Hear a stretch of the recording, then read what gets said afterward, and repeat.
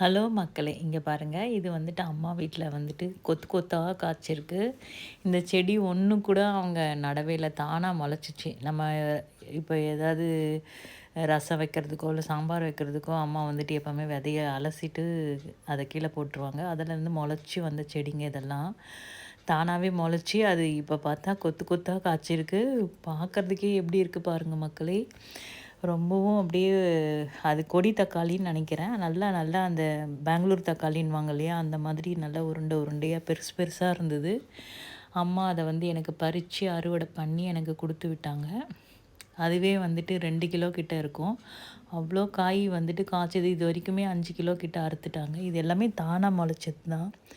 ரொம்பவும் நல்லா காய்ச்சிருக்கு. அதில வேற 3 கரும்பு நட்டுருக்காங்க. பாருங்க, இது நல்லா பழுக்கிற ஸ்டேஜில இருக்கிற தக்காளி எல்லாம் பறிச்சாச்சு. சூப்பரா வந்திருக்கு மக்களே!